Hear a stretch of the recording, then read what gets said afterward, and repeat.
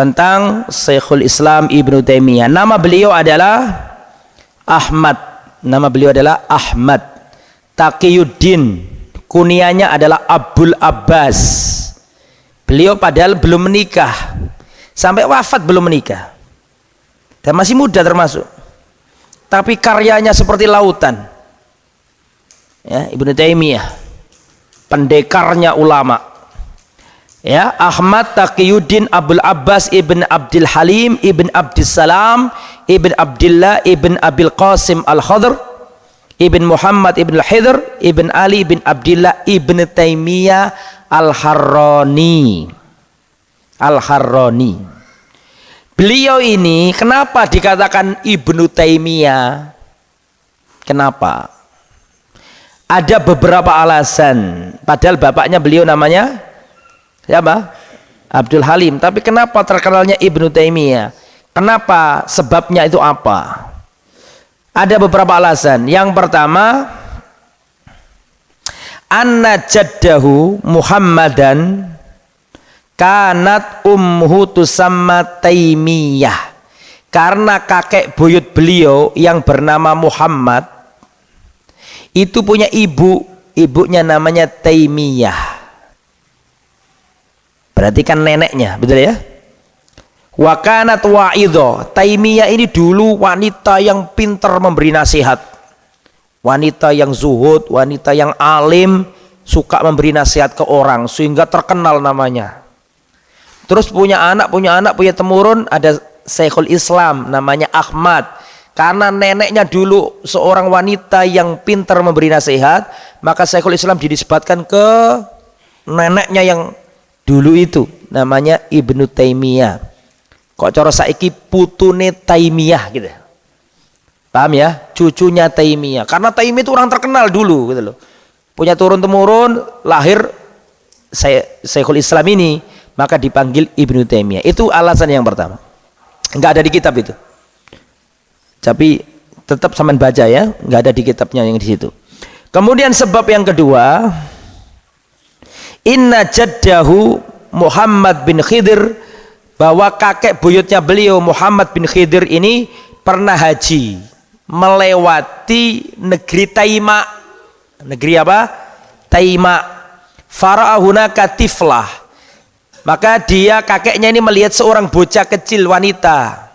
Falamma raja'a wajada imra'atahu qad wulidat bintan lahu. Waktu pulang ya di negeri apa, di negeri namanya apa tadi?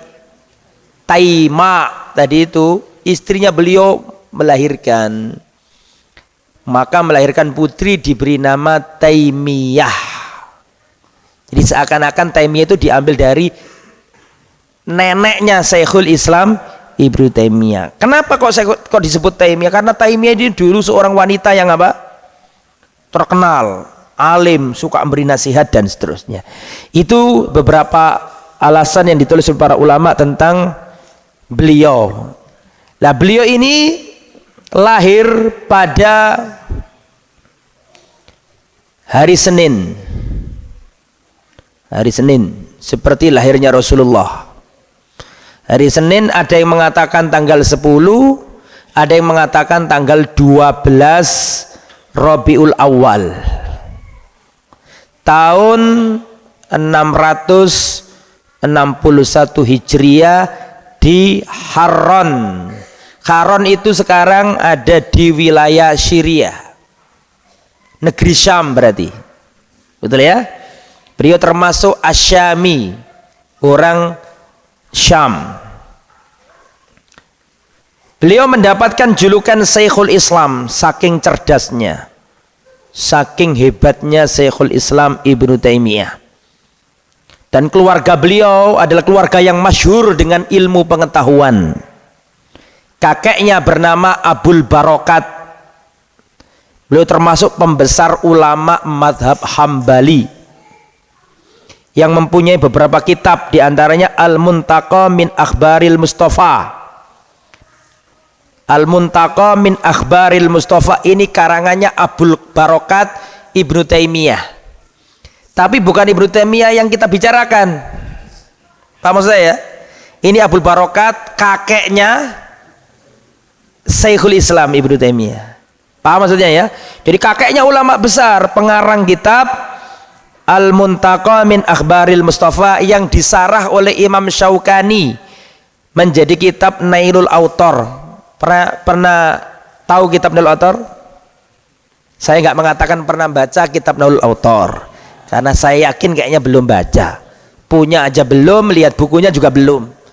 Ya minimal tahu kalau ada kitab namanya Nailul Autor.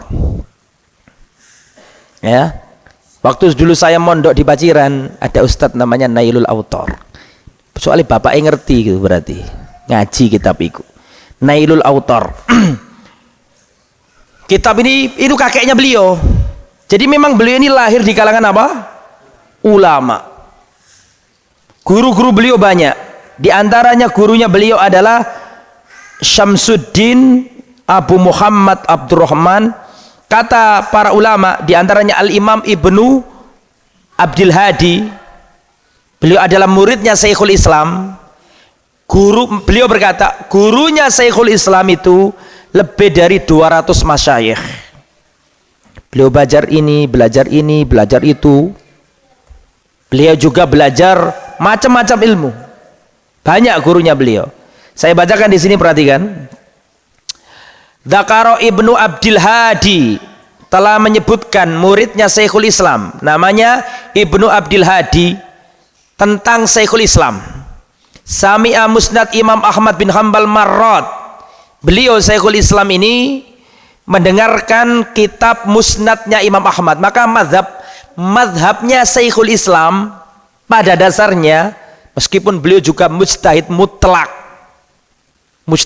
beliau itu, saking cerdasnya, tetapi secara warisan keilmuan dari keluarga besarnya beliau bermadzhab apa? Al-Hanbali, seperti mazhabnya Arab Saudi sekarang. Wasami al-kutubas sittah, beliau juga mempelajari kutubus sittah, kitab-kitab hadis itu loh. Ya. Kemudian beliau juga perhatian sama hadis Nabi, membaca, mendengarkan. Beliau ta'allamal khat, beliau belajar khat, tulis menulis. Wal hisab, beliau belajar ilmu hisab. Wa hafidhul Quran, beliau hafal Quran. Wa aqbala alal fiqh, beliau juga belajar fikih. Wa qara'al arabiyah, dan beliau juga belajar bahasa Arab. Loh, Suf, beliau itu orang Arab. Belajar bahasa Arab. Sampai anus gak Arab, gak kelem belajar bahasa Arab. Ya. Thumma fahimaha, dan beliau mempelajari ilmu Arab. Hatta akhadha yata'amal kitab Sibawai fi fahmi ilmin nahwi. Beliau belajar kitabnya Sibawai. Sibawai itu imam nahwu, pakarnya nahwu, pendekarnya nahwu, Imam Sibawai. Maka Ibnu Taimiyah mempelajari kitabnya Sibawai. Padahal beliau orang Arab, sejak lahir iso ngomong sejak lahir wis diajari wong tuane ngomong Arab, tapi belajar nahwu sorof. Padahal orang Arab kan secara logika kan otomatis ngomongnya yes, bener gitu. Tapi tetap belajar nahwu beliau ini. Dan Imam Sibawai ini imam terkenal dalam bidang nahwu. Sampai-sampai dulu kita waktu di jamiah, waktu belajar, kalau kita membaca salah, baca harokatnya salah, syekh kita yang ngajari kita berkata, lau sami'a Sibawai labaka fi qabrihi. Seandainya Sibawai mendengarkan bacamu yang salah ini, niscaya Sibawai nangis di kuburannya. Itu kalau kita ditegur dulu kalau salah baca, begitu omongannya. Saking pakarnya Imam siapa? Sibawai. Lah itu Ibnu Taimiyah mempelajari kitab nahwu. Wa aqbala tafsir, beliau juga belajar tafsir. Hatta hazafi qasab sabaq fa ahkama usul fiqh, beliau juga belajar ahkam usul fikih dan seterusnya. Intinya beliau ini multi talenta.